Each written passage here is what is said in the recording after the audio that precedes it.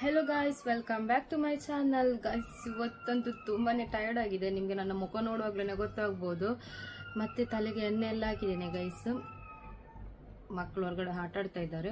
So guys, ಏನು ವಿಷಯ ಅಂತ ಹೇಳಿದ್ರೆ ಗೈಸ್, ನಾನು ತಲೆಗೆ ಎಣ್ಣೆ ಹಾಕಿ ಫೇಸಿಗೆ ಸ್ವಲ್ಪ ಒಂದು ಹೋಮ್ ರೆಮಿಡಿ, ಅದು ನನ್ನದು ಒಂದು ಸ್ವಲ್ಪ ಏನಾದರೂ ಒಂಚೂರು ಏನಾದರೂ ಗುಲ್ಲೆ ಟೈಪ್ ಸೊಳ್ಳೆ ಕಷ್ಟ ಏನಾದರೂ ಆದ್ರೆ ಸಾಕು, ಪ್ರಪ್ಪ ಅದೊಂದು ಆ ರೆಮಿಡಿ ಒಂದು ಇಟ್ಟು ಬಿಡ್ತೇನೆ, ಬೇಗನೆ ಇದಾಗುತ್ತೆ. ಸೊ ಹಾಗೆ ಡೇ ಟೈಮು ಹಾಗೆ ನನಗೆ ಫ್ರೀ ಇರುತ್ತಲ್ಲ, ಸೊ ಆ ಥರದ್ದೆಲ್ಲ ಮಾಡ್ತಾ ಇರ್ತೇನೆ. ಸೊ ಹಾಗೆ ಗೈಸ್, ವಿಷಯ ಏನಂತ ಹೇಳಿದ್ರೆ ತುಂಬಾನೇ ಟಯರ್ಡ್ ಆಗಿದೆ. ಮತ್ತೆ ಕಾಲೆಲ್ಲ ಕಂಪ್ಲೀಟ್ ಕಾಲೆಲ್ಲ ಹೋಗಿದೆ ಗೈಸ್, ಅಷ್ಟು ನೋವುಂಟು.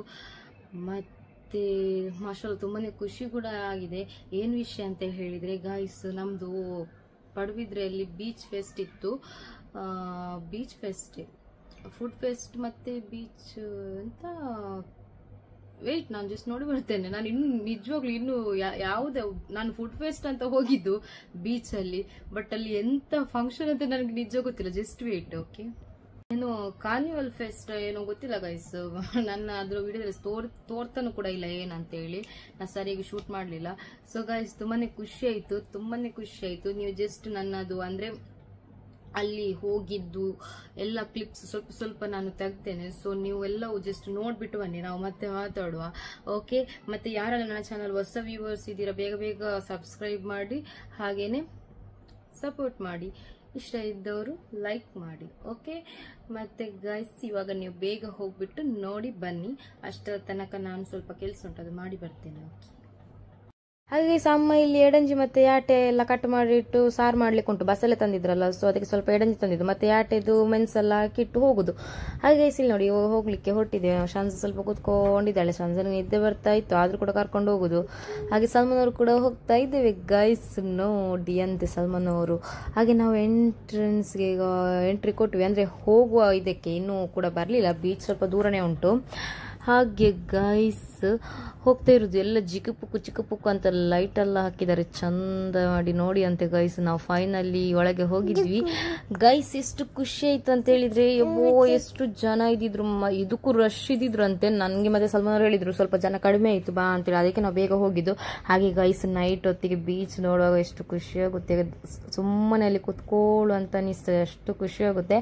ಹಾಗೆ ಗೈಸ್, ತುಂಬಾನೇ ಕಲರ್ಫುಲ್ ಆಗಿ ಚೆನ್ನಾಗಿತ್ತು ಗೈಸ್. ಎಲ್ಲರೂ ಕೂಡ ಆಟ ಆಡ್ತಾ, ಕೆಲವರು ನೋಡ್ತಾ ಸುಮ್ಮನೆ ನಿಂತ್ಕೊಂಡಿದ್ರು. ತುಂಬಾನೇ ಖುಷಿ ಆಗುತ್ತೆ. ಅಲ್ಲಿ ಸ್ವಲ್ಪ ನಡ್ಲಿಕ್ಕೆ ಕಷ್ಟ ಆಗುತ್ತೆ, ಅಂದ್ರೆ ಮರಳಲ್ಲ. ಸೊ ಹಾಗೆ ಇಲ್ಲಿ ನೋಡಿ ಎಲ್ಲ ಮರಳಿಂದೆಲ್ಲ ಈ ತರ ಎಲ್ಲ ಮಾಡಿಟ್ಟಿದ್ರು. ನೋಡ್ಲಿಕ್ಕೆ ಎಷ್ಟು ಚೆನ್ನಾಗಿತ್ತು, ಎಷ್ಟು ಒಂದು ಚೆನ್ನಾಗಿ ಮಾಡಿದ್ರು ಅಂತ ಹೇಳಿದ್ರೆ. ಹಾಗೆ ಗೈಸ್, ಅಲ್ಲೆಲ್ಲ ನೋಡಿ ಮತ್ತೆ ಸ್ವಲ್ಪ ಯಾಕೆ ಸುಮ್ಮನೆ ಅಲ್ಲಿ ಟೈಮ್ ವೇಸ್ಟ್ ಮಾಡೋದಂತ ಫುಡ್ ಫೆಸ್ಟ್ಗೆ ಹೋಗುವ ಅಂತೇಳಿ ಹೊರಟಿದ್ದು ಗೈಸ್. ಹಾಗೆ ಗೈಸ್, ಇಲ್ಲಿ ಎಲ್ಲ ಕೂಡ ಇದೆಲ್ಲ ಆಗ್ತಾ ಇತ್ತು, ಸ್ಟೇಜ್ ಫಂಕ್ಷನ್ ಕೂಡ ಆಗ್ತಾ ಇತ್ತು. ಸೊ ಹಾಗೆ ಹೋಗುದು ಇವಾಗ ಏನೆಲ್ಲ ಫುಡ್ ಉಂಟು ಅಂತೆಲ್ಲ ನೋಡುವ, ತಿನ್ನುವ ಅಂತೇಳಿ. ಹಾಗೆ ಗೈಸ್, ಇದೆಲ್ಲ ನೋಡುವಾಗ ತಿನ್ನುವ ಅಂತ ಆಸೆ ಆಯ್ತು. ಹಾಗೆ ನಾನು ಫೈನಲಿ ತಿಂದು ಎಲ್ಲ ಹೋಗುದು.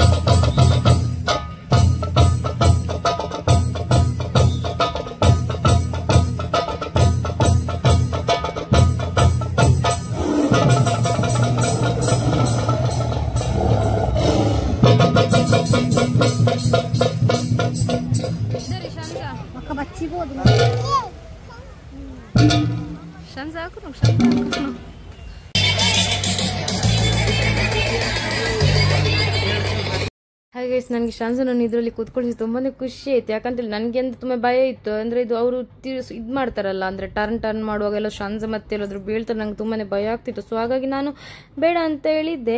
ಬಟ್ ಅಮ್ಮ ಹೇಳಿದ್ರು ಎಂತ ಆಗುದಿಲ್ಲ ಕೂತ್ಕೊಳ್ಳಿಸು ಅಂತ ಹೇಳಿದ್ರು. ಹಾಗೆ ಮತ್ತೆ ನಾನು ಅವನ ಹತ್ರ ಕೂಡ ಹೇಳಿದ್ದೆ, ಜಾಸ್ತಿ ಸ್ಪೀಡಾಗಿ ತಿರ್ಸ್ಬೇಡ ನೀನು, ಸ್ವಲ್ಪ ನಿಧಾನ, ಅಂದ್ರೆ ಮಗು ಸಣ್ಣದಲ್ಲ ಅಂತ ಹೇಳಿ. ಬಟ್ ಶಂಜ ಅವಳು ಎಂತ ಒಂದು ಸ್ವಲ್ಪ ಕೂಡ ಹೆದರ್ಲಿಲ್ಲ, ಎಂತಿಲ್ಲ, ತುಂಬಾನೇ ಎಂಜಾಯ್ ಮಾಡಿದ್ಲು. ಅದರಲ್ಲಿ ಕುತ್ಕೊಳ್ತಾ ಡ್ಯಾನ್ಸ್ ಮಾಡ್ತಾ ಇದು ಮಾಡ್ತಾ ಇದ್ಲು ಗೈಸ್ ಅವಳು. ನನಗೆ ನಿಜ ಭಯ ಆಯಿತು. ಅವಳಿಗಂತೂ ಸ್ವಲ್ಪನೂ ಭಯ ಇಲ್ಲ. ನೋಡಿ ಅವಳು ಎಷ್ಟು ಚಂದ ಡ್ಯಾನ್ಸ್ ಮಾಡ್ತಾ ಇದ್ದಾಳೆ ಅಂತ ಹೇಳಿ. ಅವಳು ತುಂಬಾನೇ ಖುಷಿ ನೋಡಿ ಒಂದು ಕೈ ಬಿಟ್ಟಲ್ಲ ಎಷ್ಟು ಇದು ಮಾಡ್ತಾ ಇದ್ದಾಳೆ ಅಂತ, ಮಾಷಾಲ್ಲ. ನಂಗೆ ತುಂಬಾನೇ ಖುಷಿ ಆಯಿತು. ಮತ್ತೆ ಅದರಲ್ಲಿ ಕುತ್ಕೊಂಡೆಲ್ಲ ಆದ್ಮೇಲೆ ಮತ್ತೆ ವಾಪಸ್ ಕಾರಲ್ಲಿ ಕುತ್ಕೊಳ್ಲಿಕ್ಕೆ ಅಂತ ಹೋದ್ಲು. ಅದು ಕಾರು ನೋಡಿದ್ರೆ ಫುಲ್ ಡಕೋಟಾ ಎಕ್ಸ್ಪ್ರೆಸ್ ತರ ಇತ್ತು, ಅದಕ್ಕೆ ನಾವು ಕುತ್ಕೊಳ್ಳಿಸ್ಲೇ ಇಲ್ಲ.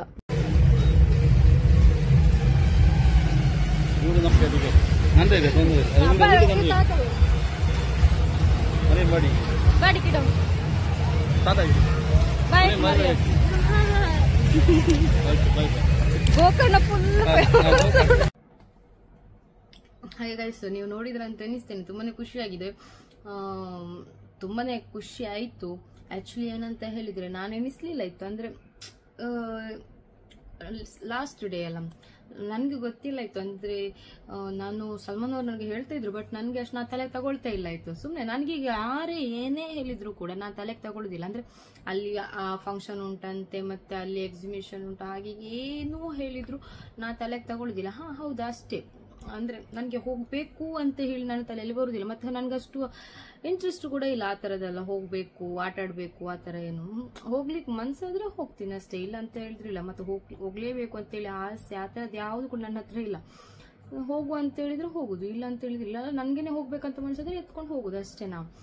ಹಾಗೆ ಗೈಸ್ ಲಾಸ್ಟ್ ದಿವಸ ಅದೇ ನಾನು ಅದು 3 days ಇತ್ತೇನು ಫಂಕ್ಷನ್. ಬಟ್ ನಾನು ಸಂಡೇ ನಾನು ಏನ್ ಮಾಡಿದೆ, ಗಂಜಮಠ ಹಾಲ್ಗೆ ಮದುವೆ ಹೋದೆಲ್ಲ. ಹೋಗುವಾಗ ನನ್ನ ಅಮ್ಮನವರು ಬಂದಿದ್ರಲ್ಲ, ಸೊ ನನ್ಗೆ ಯಾವಾಗ ಅನಿಸ್ತು, ಅಮ್ಮ ಇದ್ರೆ ನನ್ನ ಶಂಜನನ್ನು ಇಟ್ಕೊಳ್ತಾರೆ, ಮತ್ತೆ ಶಂಜನ ಸ್ವಲ್ಪ ನೋಡ್ಕೊಳ್ತಾರೆ, ನನಗೆ ಮತ್ತೆ ವಿಡಿಯೋ ಎಲ್ಲ ಮಾಡ್ಬೋದು, ಮತ್ತೆ ಸ್ವಲ್ಪ ಶಂಜನನ್ನು ಅವ್ರು ಇದು ಮಾಡ್ತಾರಲ್ಲ. ಸೊ ಅದಕ್ಕೋಸ್ಕರ ಅಮ್ಮ ಇದ್ರೆ ಮಾತ್ರ ನಾನು ಎಲ್ಲಿಗೂ ಹೋಗುವಾಗ ಸ್ವಲ್ಪ ಕಂಫರ್ಟ್ ಆಗಿ ಹೋಗ್ತೇನೆ. ಸೊ ನನಗೆ ಅದು ಅಮ್ಮನೇ ಡೆಲಿವರಿ ಆಗಿದ್ರಿಂದನೂ ಕೂಡ ಅಮ್ಮನೇ ಜಾಸ್ತಿಯಾಗಿ ಶಂಜನನ್ನು ನೋಡ್ಕೊಂಡಿದ್ದಲ್ಲ. ಸೊ ಹಾಗಿರುವಾಗ ಉಂಟಲ್ಲ, ಶಂಜ ಅಮ್ಮನ ಹತ್ರ ಸ್ವಲ್ಪ ಜಾಸ್ತಿಯಾಗಿ ಕಂಫರ್ಟ್ ಆಗಿ ಇರ್ತಾಳೆ. ಮತ್ತೆ ನನ್ನ ಹತ್ರ ಇದ್ರೆ ಕೆಳಗೆ ಬಿಡು, ಅಲ್ಲಿ ಹೋಗ್ತೇನೆ ಇಲ್ಲಿ ಹೋಗ್ತೇನೆ ಅಂತ ಇದು ಮಾಡ್ತಾಳೆ. ಸೊ ನಾನು ಎಲ್ಲಿಗೆ ಡೆಲಿವರಿ ಆಗಿದ್ರಿಂದ ಇವಾಗ ತನಕ ಎಲ್ಲಿಗೆ ಹೋಗ್ಬೇಕಂತ ಹೇಳಿದ್ರು ಅಮ್ಮ ನಾನು ಕರ್ಕೊಂಡೇ ಹೋಗುದು.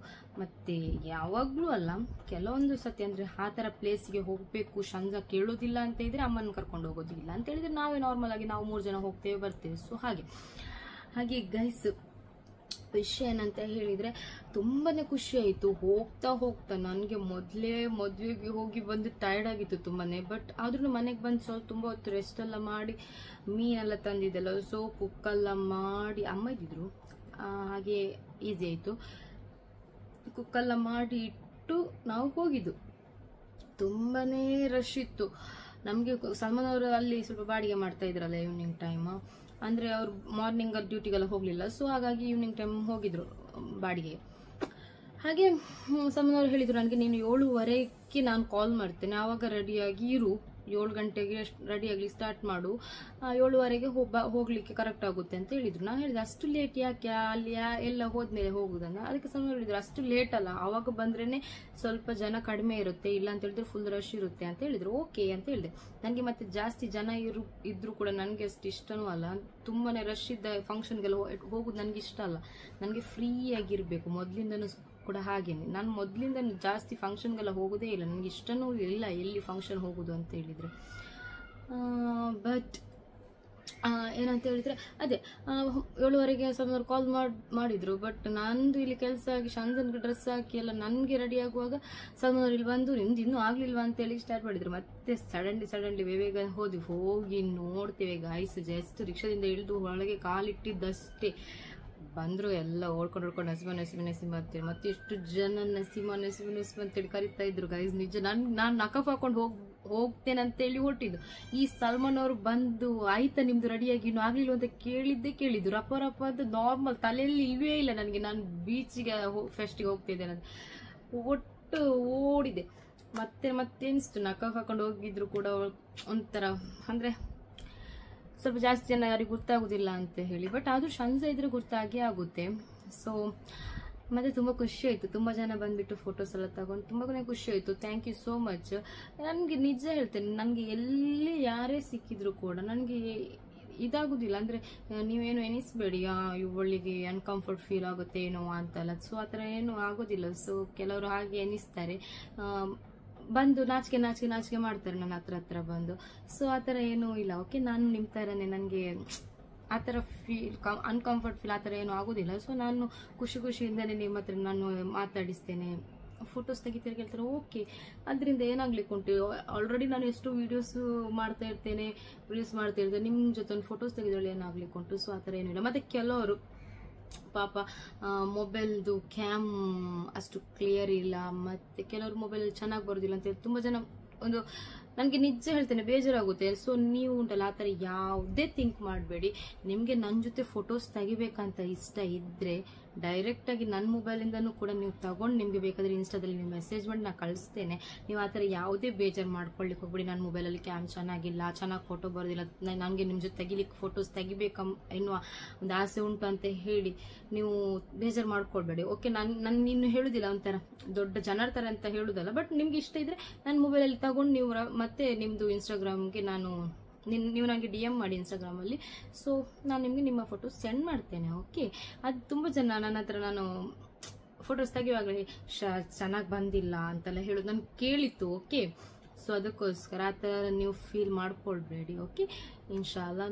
ಅದು ಎಲ್ಲರ ಈಗ ಫಸ್ಟ್ ನನ್ನ ಮೊಬೈಲು ಕೂಡ ಹಾಗೇನೇ ಇತ್ತು. ನಾನು ಓಪೋ ಅಂದರೆ ಕ್ಯಾಮೆಲ್ಲ ಚೆನ್ನಾಗಿತ್ತು, ಬಟ್ ಕೆಲವೊಂದ್ಸತಿ ಈಗ ಫೋಟೋಸ್ ಎಲ್ಲ ತೆಗೆಯುವಾಗ ಚೆನ್ನಾಗಿ ಬರೋದಿಲ್ಲ. ಸೊ ಆ ಥರಲ್ಲಿ ಇರುತ್ತೆ, ಅದು ಎಲ್ಲ ಟೈಮ್ ಎಲ್ಲರಿಗೂ ಇದು ಇರೋದಿಲ್ಲ. ಸೊ ಬೇಜಾರಾಗಬೇಡಿ ಯಾರು ಕೂಡ, ಎಲ್ಲರಿಗೂ ಕೂಡ ಒಳ್ಳೆಯ ಮೊಬೈಲ್ ಕ್ಯಾಮ್ ಚೆನ್ನಾಗಿರೋ ಮೊಬೈಲ್ ತೆಗಿಲಿಕ್ಕೆ ಎಲ್ಲರಿಗೂ ಕೂಡ ಆಗಲಿ. ಓಕೆ, ಮತ್ತು ಹಾಗೆ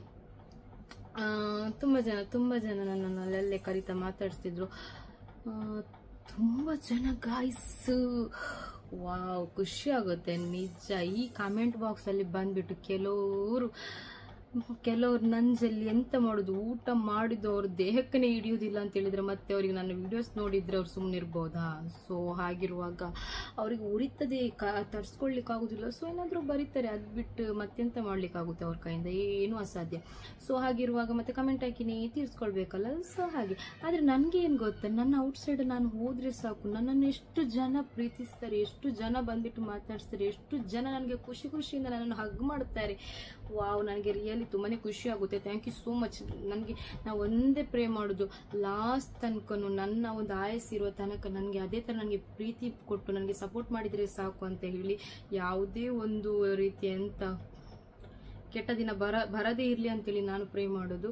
ಸೊ ಯಾರ ಲೈಫಲ್ಲಿ ಕೂಡ ಯಾರು ಕೂಡ ಆಟ ಆಡಲಿಕ್ಕೆ ಹೋಗಬೇಡಿ, ಯಾರ ಮರ್ಯಾದೆ ಜೊತೆ ಆಟ ಆಡ್ಲಿಕ್ಕೆ ಹೋಗಬೇಡಿ, ಯಾರ ಮರ್ಯಾದೆಯನ್ನು ಇದು ಮಾಡಲಿಕ್ಕೆ ಅದು ಯಾವತ್ತೂ ನೀವು ಆ ಥರ ಥಿಂಕ್ ಮಾಡಲೇ ಹೋಗಬೇಡಿ. ಆದರೆ ಒಳ್ಳೇದು ಮಾಡಿ, ಇಲ್ಲಾಂದರೆ ಸುಮ್ಮನೆ ನಾನು ಅದೇ ಒಂದು ಹೇಳಲಿಕ್ಕೆ ಇಷ್ಟಪಡ್ತೇನೆ. ಸೊ ಯಾರಿಗೂ ಕೂಡ ಹರ್ಟ್ ಮಾಡಲಿಕ್ಕೆ ಹೋಗಬೇಡಿ. ಓಕೆ, ನಿಮ್ಮಿಂದ ಆದರೆ ಒಂದು ಖುಷಿ ಪಡಿಸ್ಲಿಕ್ಕೆ ನೋಡಿ ಒಬ್ಬರನ್ನು, ಇಲ್ಲ ಅಂತ ಹೇಳಿದರೆ ಸುಮ್ಮನೆ ಇರಿ. ಓಕೆ, ಅಷ್ಟೇ. ಮತ್ತು ಗಾಯ್ಸ್, ವಿಷಯ ಏನಂತ ಹೇಳಿದರೆ, ಇವಾಗ ನಾನು ವಾಷಿಂಗ್ ಮಿಷನ್ಗೆ ಬಟ್ಟೆ ಎಲ್ಲ ಹಾಕಿ ಬಂದೆ, ತಲೆಗೆ ಎಣ್ಣೆ ಹಾಕಿ ಒಂದು ಅರ್ಧ ಗಂಟೆ ಆಯಿತು. ಇನ್ನು ತಲೆ ಸ್ನಾನ ಎಲ್ಲ ಮಾಡ್ಲಿಕ್ಕೆ ಉಂಟು. ನನ್ನ ಶಂಜನಿಗೂ ಕೂಡ ತಲೆಗೆ ಎಣ್ಣೆ ಹಾಕಿದೆ. ಶಂಜ ಆಚೆ ಹೋಗಿದ್ದಾಳೆ ಅತ್ತೆ ಮನೆಗೆ, ಅಲ್ಲಿ ಅವಾಗ ಆಟ ಆಡ್ತಾ ಇದ್ದಾಳೆ, ಅಲ್ಲಿ ಸೌಂಡ್ ಕೇಳ್ತಾ ಉಂಟು ಅವಳದು, ಆವಾಗಲೇ ಹೋಗಿದ್ದಾಳೆ. ಹಾಗೆ ಗೈಸ್, ವಿಷಯ ಏನಂತ ಹೇಳಿದರೆ, ತುಂಬ ಜನ ಬಂದ್ಬಿಟ್ಟು ಹೇಳ್ತೀರಾ, ತುಂಬ ಜನ ಬಂದ್ಬಿಟ್ಟು ನನಗೆ ಮೆಸೇಜ್ ಮಾಡ್ತೀರಾ, ನೆಸಿಮಾ ನೀನು ಮೊದಲಿನ ಥರ ಒಳ್ಳೆ ಗ್ಲೋ ಆಗಿದೆಯಾ ಅಂತ. ಮೊದಲಿನ ಥರ ಗೈಸ್, ಆ್ಯಕ್ಚುಲಿ ನಾನು ಮೊದಲು ಚೆನ್ನಾಗೇನೆ ಹೀಗೇನೆ ಇದ್ದದ್ದು. ಬಟ್ ಮೊದಲಂದ್ರೆ ಅದೇ ನನ್ನ ಮ್ಯಾರೇಜ್ ಟೈಮಲ್ಲೆಲ್ಲ ಹೀಗೇನೆ ಇದ್ದದ್ದು. ನನ್ನ ಫೇಸ್ ಚೆನ್ನಾಗಿತ್ತು, ಕ್ಲೀನ್ ಇತ್ತು, ಕ್ಲಿಯರ್ ಇತ್ತು, ನನ್ನ ಫೇಸಲ್ಲಿ ಎಂಥದ್ದು ಇರಲಿಲ್ಲ.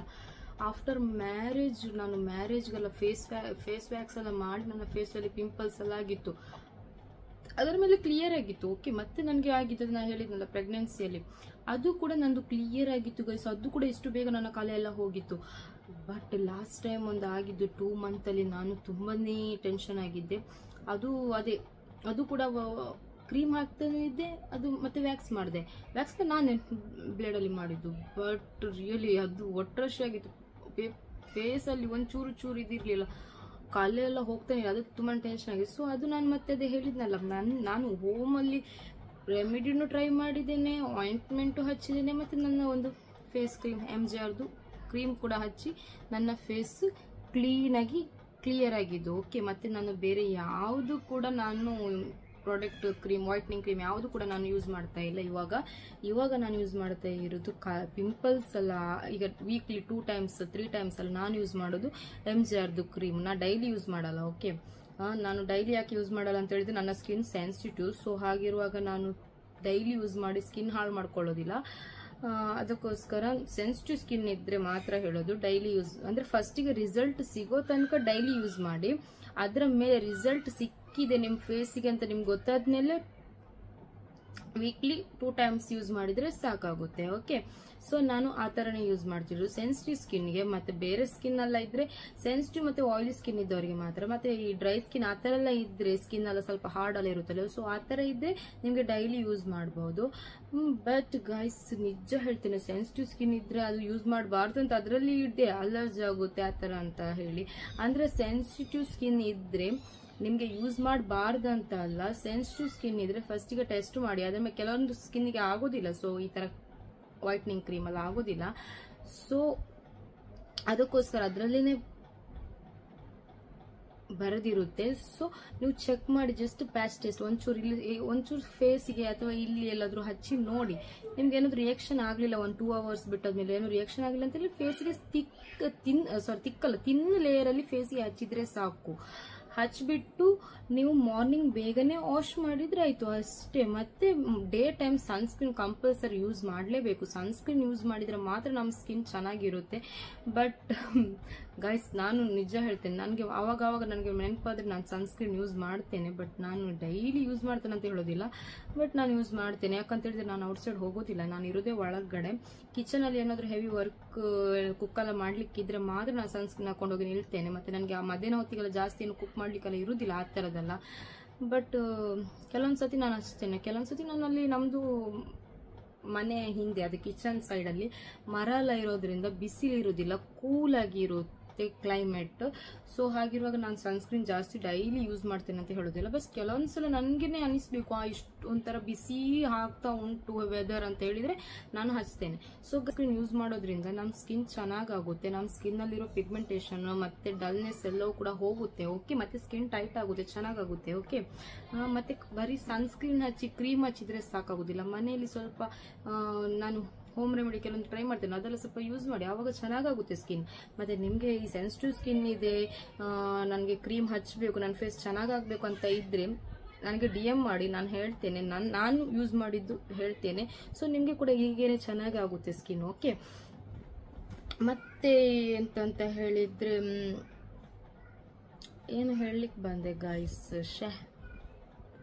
ಮತ್ತೆ ಏನು ವಿಷಯ ಅಂತ ಹೇಳಿದ್ದು, ತುಂಬಾ ಜನ ಬಂದ್ಬಿಟ್ಟು ತುಂಬಾ ಜನ ಒಳ್ಳೆ ರಿವ್ಯೂ ಕೊಡ್ತಾ ಇದ್ದಾರೆ. ಕೆಲವರು ಫೇಸ್ ಪಿಕ್ ಕಳಿಸಿನೇ ಹೇಳ್ತಿದ್ದೀರಾ, ಮ್ಯಾಮ್ ಈಗಿದ್ದೆ ಇವಾಗ ಹೀಗಾಗಿದೆ, ತುಂಬಾನೇ ಖುಷಿ ಆಗ್ತಾ ಉಂಟು. ಎಲ್ಲರೂ ಹೇಳ್ತಿದ್ದಾರೆ ನನ್ನ ಫೇಸಲ್ಲಿರೋ ಕಲೆ ಹೋಗಿದೆ, ತುಂಬಾ ಚೆನ್ನಾಗಾಗಿದೆ ಅಂತ ಹೇಳಿದ್ರೆ ತುಂಬಾನೇ ಖುಷಿ ಆಗುತ್ತೆ ಅಂತ ಹೇಳ್ತಾರೆ. Thank you so much.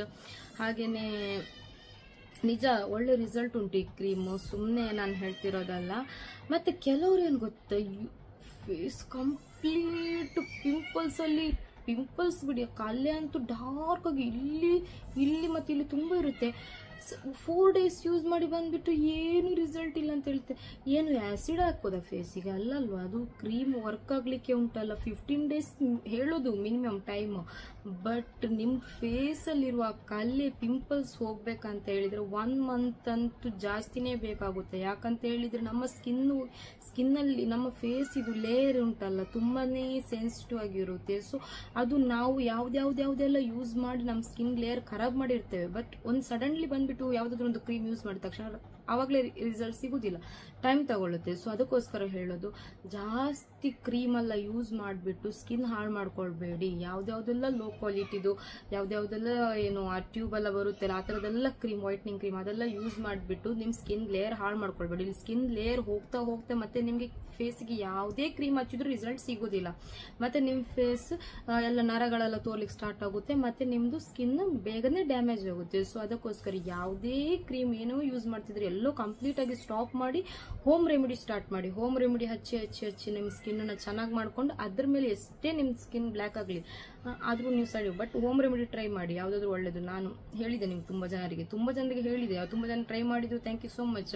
ಅವರ ಸ್ಕಿನ್ ಚೆನ್ನಾಗಿದೆ ಅಂತ ಕೂಡ ಹೇಳ್ತಾ ಇದ್ದಾರೆ. ಸೊ ನಾನು ಅದೇ ತರ ಹೇಳೋದು, ಯಾರಿಗೆಲ್ಲ ಬೇಕು ಈಗ ತುಂಬಾ ಕ್ರೀಮ್ಸ್ ಎಲ್ಲ ಯೂಸ್ ಮಾಡಿ ಸ್ಕಿನ್ ಡಲ್ ಆಗಿದೆ, ಸ್ಕಿನ್ ಚೆನ್ನಾಗಿಲ್ಲ, ಬೇರೆ ಈಗ ಯಾವ್ದಾದ್ರು ಒಂದು ಒಳ್ಳೇದು ಟ್ರೈ ಮಾಡಬೇಕು ಕ್ರೀಮ್ ಅಂತ ಇದ್ರೆ ನನಗೆ DM ಮಾಡಿ, ನಾನು ನಿಮಗೆ ಸೊಲ್ಯೂಷನ್ ಕೂಡ ಕೊಡ್ತೇನೆ, ಹೇಗೆ ಯೂಸ್ ಮಾಡ್ಬೇಕಂತಾನು ಹೇಳ್ತೇನೆ. ನಿಮ್ ಸ್ಕಿನ್ ಮೊದ್ಲಿನ ತರನೇ ಚೆನ್ನಾಗಿ ಕೂಡ ಆಗ್ಲಿಕ್ಕೆ ನಾನು ಸಪೋರ್ಟ್ ಮಾಡ್ತೇನೆ. ಓಕೆ, ನಾನು ಹೆಲ್ಪ್ ಮಾಡ್ತೇನೆ.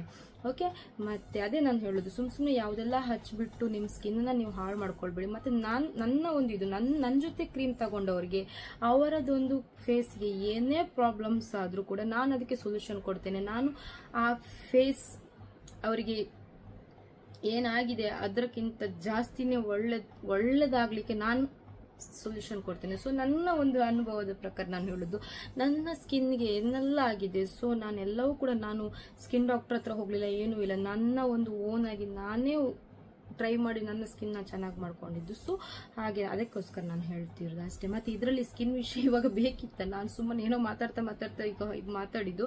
ಸೊ ಅಷ್ಟೇ. ಹಾಗೆ ಗೈಸ್, ನನ್ನ ಬೀಚಿದ ವಿಷಯ ನಾನು ಹೇಳ್ತಾ ಇದ್ದದ್ದು. ಸೊ ಗೈಸ್, ಅಲ್ಲಿ ಫೆಸ್ಟ್ಗೆ ಹೋಗಿದ್ದೆ ಅಲ್ಲ, ಅಲ್ಲಿ ಹೋಗಿ ನಾನು ಎಲ್ಲದರಲ್ಲೂ ಕೂತ್ಕೊಂಡು ಆಟ ಆಡ್ಬೇಕು ಅಂತ ಫಸ್ಟಿಗೆ ಥಿಂಕ್ ಮಾಡಿ ಹೋಗಿದ್ದು.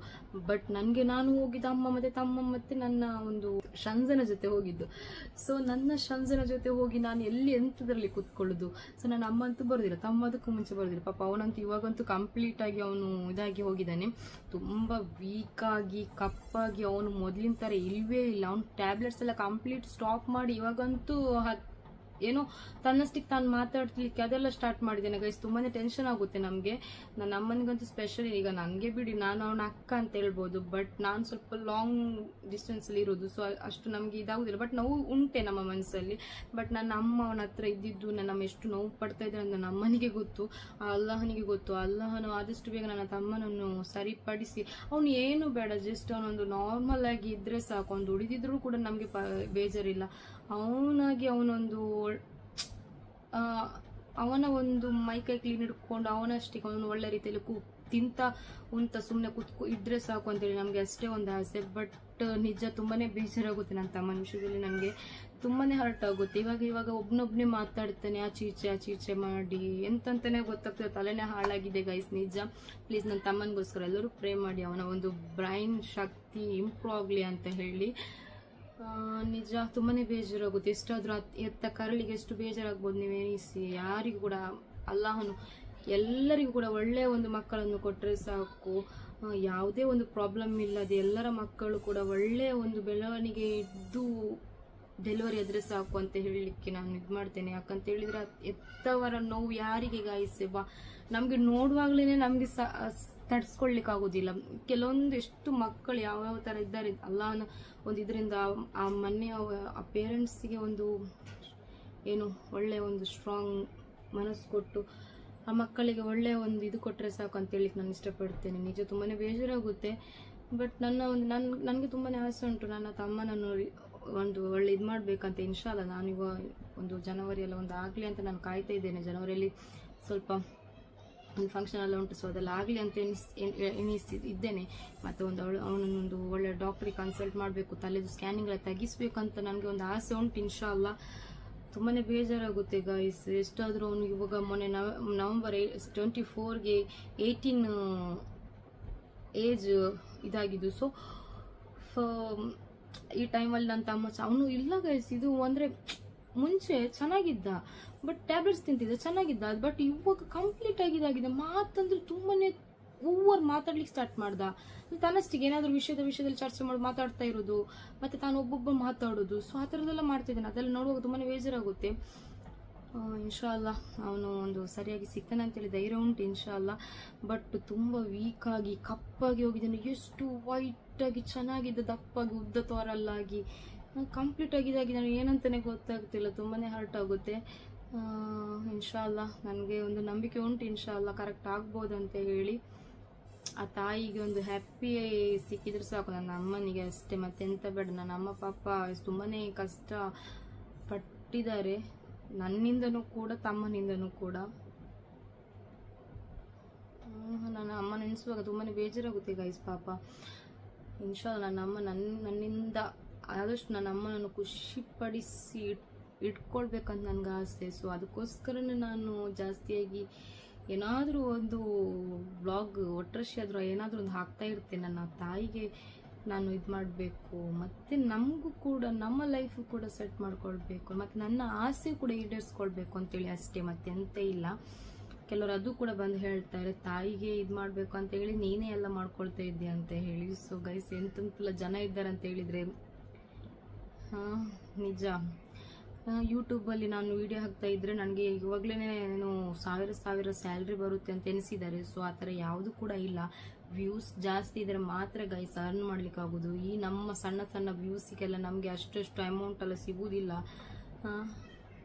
ನಿಮಗೆ ಗೊತ್ತಾಗ್ಬೋದು, ನೀವು ಕಂಪ್ಲೀಟಾಗಿ ಯೂಟ್ಯೂಬ್ ವಿಷಯದಲ್ಲಿ ಎಲ್ಲ ತಿಳ್ಕೊಳ್ಳಿ, ನೋಡಿ ವೀಡಿಯೋಸ್ ಎಲ್ಲ ಎಷ್ಟು ಬೇಕಾದ್ರೆ ಇರುತ್ತೆ ಯೂಟ್ಯೂಬಲ್ಲಿ ನಾಲೆಜ್ ನಿಮಗೆ ಕಲೆಕ್ಟ್ ಮಾಡ್ಕೊಂಡು ಬಂದ್ಬಿಟ್ಟು ಕಮೆಂಟ್ಸ್ ಎಲ್ಲ ಹಾಕಿ. ಸುಮ್ಮನೆ ಒಟ್ಟರಶಿ ಕಮೆಂಟ್ಸ್ ಹಾಕಬೇಡಿ.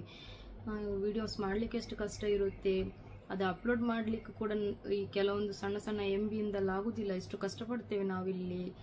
ಮಗು ಹಿಡ್ಕೊಂಡು ನಾನು ಸ್ಟಾರ್ಟ್ ಮಾಡಿದ್ದೆ. ನನ್ನ ಮಗುಗೆ ಅಷ್ಟು 6 ತಿಂಗಳೇನೋ ಇತ್ತೇನೋ ನಾನು ವಿಡಿಯೋ ಮಾಡುವಾಗ. ಸೊ ಅಷ್ಟು ಸಣ್ಣ ಮಗು ಹಿಡ್ಕೊಂಡು ನಾನು ವಿಡಿಯೋ ಸ್ಟಾರ್ಟ್ ಮಾಡಿದ್ದೆ. ಬಟ್ ನನ್ನ ನಿಯತ್ ಕರೆಕ್ಟ್ ಉಂಟು, ಅಲ್ಹಮ್ದುಲಿಲ್ಲಾಹ್, ನನ್ನ ಮನಸ್ಸು ಶುದ್ಧಿ ಉಂಟು. ಸೊ ಹಾಗಾಗಿ ನನ್ನ ಚಾನಲ್ ಇಂಪ್ರೂವ್ ಆಗಿದೆ ಮಾಶಾಅಲ್ಲಾ. ಇನ್ಶಾಲ್ಲ ಇನ್ನೂ ಕೂಡ ಇಂಪ್ರೂವ್ ಆಗುತ್ತೆ. ಇನ್ಶಾಲ್ಲ ಇಂಪ್ರೂವ್ ಮಾಡ್ತೇನೆ ನಾನು ನನ್ನ ಚಾನಲ್ನ. ಸೊ ಅಷ್ಟೇ. ಮತ್ತೆ ಗೈಸ್ ಪಪ್ಪಂಕಾಯಿ, ಮತ್ತೆ ಗೈಸ್ ಇಲ್ಲಿ ನೋಡಿ ಪಪ್ಪಂಕಾಯಿ ತಿಂತ ನಾನು ವಿಡಿಯೋ ಮಾಡ್ಲಿಕ್ಕೆ ಸ್ಟಾರ್ಟ್ ಮಾಡಿದ್ದು. ಬಟ್ ಮಾತಾಡ್ತಾ ತಿನ್ನೋದು ಸ್ಟಾಪ್ ಮಾಡಿದೆ. ಸೊ ಗೈಸ್ ಯಾರಿಗಲ್ಲ ಪಪ್ಪಂಕಾಯಿ ಇಷ್ಟ. ನನ್ನ ಒಂದು ನಮ್ಮ ಒಂದು ಆಂಟಿಯ ಮನೆಯಲ್ಲಿ ಆಗಿದ್ದು ಗೈಸ್ ಪಪ್ಪಂಕಾಯಿ. ಎಷ್ಟು ಒಂದು ಮಧುರ ಸಿಹಿ ಉಂಟಂತ ಹೇಳಿದ್ರೆ ನಿಜ, ತುಂಬಾನೇ ಸಿಹಿ ಉಂಟು. ಇದು ಸ್ವಲ್ಪ ನಾಳೆಗೆ ಸರಿ ಆಗ್ತಿತ್ತೇನು, ಬಟ್ ನಾನು ಕಟ್ ಮಾಡಿದ್ದೀನಿ ಇನ್ನು. ಮತ್ತೆ ನೆನಪಿರುದಿಲ್ಲ ನನಗೆ, ಇಟ್ಟಲ್ಲಿ ಇಟ್ಟು ಬಿಟ್ಟಿದ್ರೆ ಅದಕ್ಕೋಸ್ಕರ. ಮತ್ತೆ ಅಮ್ಮ ಬಂದ ದಿವಸ ಒಂದು ತಂದಿದ್ರು. ಸೊ ಅದು ಸಿಹಿ ಅಂದ್ರೆ ತೇನ್ ತರ ಇತ್ತು. ಸೊ ಇದು ಕೂಡ ಒಳ್ಳೆ ಉಂಟು ಗೈಸ್. ಮದ್ರ ಉಂಟು. ಹಾಗೆ ಗೈಸ್ ಬೀಚ್ಗೆ ಹಾಗೆ ನಾನು ಎಂತ ಮಾಡಿದೆ, ನನಗೆ ಮತ್ತೆ ಅದರಲ್ಲಿ ಕುತ್ಕೊಳ್ಳಿಕ್ಕೆ ಕೂಡ ಮನಸ್ಸಾಗ್ಲಿಲ್ಲ. ಬಟ್ ಲಾಸ್ಟಿಗೆ ಏನ್ ಮಾಡಿದೆ, ನಾನು ತಮ್ಮನ ಹತ್ರ ಎಲ್ಲ ಕೇಳಿದೆ, ಅಮ್ಮನ ಹತ್ರ ಕೇಳಿದೆ, ಬರ್ತೀರಾ ಕುತ್ಕೊಳ್ಳು? ಯಾರು ಬರಲಿಲ್ಲ ಅಂತ. ಅದೆಂತ ವಾಡ ತರ ಇರುತ್ತೆ ಅಲ್ಲ, ಮೇಲೆ ಕೆಳಗೆ ಬರ್ತದೆ. ಅದರಲ್ಲಿ ಕುತ್ಕೊಂಡು ನಾನು ಮತ್ತೆ ನನ್ನ ಮಗು 150 ಟಿಕೆಟ್ ತಗೊಂಡಿದ್ದೆ. ನನ್ನ ಮಗುವನ್ನು ಮಡಿಯಲ್ಲಿ ಕುತ್ಕೊಳಿಸ್ತೆ ಅಂತ ಹೇಳಿದ್ರೆ 150 ಅಂತ ಹೇಳಿದ್ರು. ಓಕೆ ಅಂತ ಹೇಳಿದೆ. ಕರ್ಕೊಂಡು ಹೋದ್ಮೇಲೆ ನನ್ನ ಹತ್ರ ನನ್ನದೇ ಒಂದು ಇನ್ಸ್ಟಾಗ್ರಾಮ್ದು ಏನ್ ಹೇಳ್ತಾರೆ ಫಾಲೋವರ್. ಸೊ ಅವಳೊಂದು ಕಸಿನ್ ಇರ್ಬೇಕು ಮೇ ಬಿ. ಅವಳು ನಮ್ಮ ಹತ್ರ ಬಂದು ಕುತ್ಕೊಳ್ಳಿ ಅಂತ ಹೇಳಿದ್ದು. ಸೊ ನಾ ಕುತ್ಕೊಂಡು ನನ್ನ ಶಂಜನ್ ಕುತ್ಕೊಳಿಸಿದೆ ಅಲ್ಲಿ ಬದಿಯಲ್ಲಿ. ನನಗಿಂತ ಶಂಜ್ ಸ್ಟ್ರಾಂಗ್ ಆಗಿ ಕುತ್ಕೊಂಡಿದ್ದಾಳೆ ಗೈಸ್. ಶಂಜನ್ಗೆ ಸ್ವಲ್ಪವೂ ಕೂಡ ಭಯ ಆಗ್ಲಿಲ್ಲ ನಿಜ. ಒಳ್ಳೆ ಹ್ಯಾಪಿಯಾಗಿ ಕುತ್ಕೊಂಡಿದ್ದಾಳೆ, ಸ್ವಲ್ಪ ಕೂಡ ಹೆದರ್ಲಿಲ್ಲ. ತುಂಬಾನೇ ಖುಷಿ ಆಯ್ತು, ತುಂಬಾನೇ ಖುಷಿ. ನನ್ನ ಅಮ್ಮಂತೂ ಕೆಳಗಿಂದ ಮಗನೇ ನೋಡ್ತಾ ಇದ್ದಾರೆ. ನನ್ನ ಅಮ್ಮ ಮತ್ತೆ ಎಂತೆಲ್ಲ ನನ್ನ ಕೊಂದೇ ಹಾಕ್ಬೋದು ಸ್ವಲ್ಪ ಎಂತಾದ್ರೆ. ಮೂಗಿಗೆ ಹೊಡೆದ್ರೇನೆ ಸುಮ್ಮನೆ ಇರುವುದಿಲ್ಲ. ನಾನು ಮತ್ತೆ ಗಟ್ಟಿಟ್ಕೊಂಡಿದ್ದೆ ಅವಳನ್ನು ಒಂದು ಕೈಯಲ್ಲಿ, ಮತ್ತೆ ನಾನು ಕೂಡ ಸ್ಟ್ರಾಂಗ್ ಆಗಿ ಕುತ್ಕೊಂಡಿದ್ದೆ. ನಂಗೆ ಅಭ್ಯಾಸ ಉಂಟು ಕುತ್ಕೊಂಡು. ಸೊ ಹಾಗೆ ತುಂಬಾನೇ ಖುಷಿಯಾಗಿತ್ತು, ತುಂಬಾನೇ. ಮತ್ತೆ ತಿನ್ಲಿಕ್ಕೆಲ್ಲ ನಾನು ಜಾಸ್ತಿ ಏನೋ ಅಷ್ಟು ಇಷ್ಟಪಡುವುದಿಲ್ಲ ಔಟ್ ಸೈಡ್ ಅಲ್ಲ. ನನಗೆ ಏನಿದ್ರು ನಂಗೆ ಮೊದಲೇ ಇಷ್ಟ ಅಲ್ಲ ಜಾಸ್ತಿ ಔಟ್ ಸೈಡ್ ಎಲ್ಲ ತಿನ್ನೋದು ಅಂತ ಹೇಳಿದ್ರೆ. ಹೋಟ್ಲಲ್ಲಿ ಕುತ್ಕೊಂಡು ಬೇಕಾದ್ರೂ ತಿಂತೇನೆ. ಬಟ್ ಔಟ್ ಸೈಡ್ ನಿಂತ್ಕೊಂಡು ಅಲ್ಲಿ ತಿನ್ನೋ ಅಷ್ಟೇನು ಕಂಫರ್ಟ್ ಅಲ್ಲ, ನನಗೆ ಇಷ್ಟ ಅಲ್ಲ. ಸೊ ಆದ್ರೂ ಕೂಡ ನನ್ನ ಅಮ್ಮನಿಗೆ ಮೊಟ್ಟೆದು ಚರ್ಮುರಿ ಇಷ್ಟ. ಸೊ ಅದು ತೆಗೆದುಕೊಟ್ಟೆ. ಮತ್ತೆ ನನ್ನ ತಮ್ಮ ಬರ್ಗರ್ ತಿಂದ. ಆಮೇಲೆ ನಾನು ಏನು ಫ್ರೆಂಚ್ ಫ್ರೈಸ್ ತಗೊಂಡೆ. ಶಂಜನಿಗೆ ಕೂಡ ತಿನ್ನಲಿ ಅಂತ ಹೇಳಿ. ಸೊ ಸ್ವಲ್ಪ ಅದು ತಿಂದ್ವಿ. ಅದ್ರ ಮೇಲೆ ಬರುವಾಗ ಎಂತ ಮಾಂಗಿ ಅದು ಅಲ್ಲಿತ್ತು. ಸೊ ಅದು ತಿನ್ಕೊಂಡು ಬಂದ್ವಿ. ಮತ್ತೆ ಸ್ವಲ್ಪ ಆಚೆ ಸುತ್ತಾಡ್ಕೊಂಡು ಸುಮ್ಮನೆ ಬಂದ್ವಿ. ಸಲ್ಮಾನ್ ಹೇಳಿದ್ರು ಇಷ್ಟು ಬೇಗ ಸ್ವಲ್ಪ ಲೇಟೇ ಹೋಗುವ ಅಂತ ಹೇಳಿದ್ರು. ಮತ್ತೆ ನಾನು ಹೇಳಿದೆ ಬೇಡ, ನನಗೆ ಕಾಲೆಲ್ಲ ನೋಯ್ತು ಉಂಟು. ಅಲ್ಲಿ ನಡೆದು ಕಾಲೇ ನೋವು ಸ್ಟಾರ್ಟ್ ಆಯಿತು. ಮತ್ತೆ ಸ್ಟೇಜ್ ಫಂಕ್ಷನ್ ಎಲ್ಲ ಇತ್ತು ಗೈಸ್, ಚೆನ್ನಾಗಿ ಆಗ್ತಿತ್ತು, ತುಂಬಾನೇ ಚೆನ್ನಾಗಿತ್ತು, ನೀವು ನೋಡಿದ್ರಲ್ಲ. ಸೊ ಗೈಸ್ ಇವತ್ತಿನ ವ್ಲಾಗ್ ಇಷ್ಟೇ. ಯಾರೆಲ್ಲ ನನ್ನ ವ್ಲಾಗ್ ಅಂದ್ರೆ ನನ್ನಲ್ಲಿ ಸಿಕ್ಕಿದ ಮೇಲೆ ನನ್ನ ವ್ಲಾಗ್ ಇದು ನೋಡಿದ್ದೀರಾ. ಸೊ ಎಲ್ಲರೂ ಕೂಡ ಕಮೆಂಟ್ ಮಾಡ್ಲಿಕ್ಕೆ ಇಷ್ಟ ಇದ್ರೆ ಮಾಡಿ, ಇಲ್ಲ ಅಂತ ಹೇಳಿದ್ರೆ ಇಟ್ಸ್ ಓಕೆ. ಮತ್ತೆ ಗೈಸ್ ಸಪೋರ್ಟ್ ಮಾಡಿ, ಆದಷ್ಟು ನನಗೆ ಶೇರ್ ಮಾಡಿ, ಸಬ್ಸ್ಕ್ರೈಬ್ ಮಾಡಿ. Bye take care all.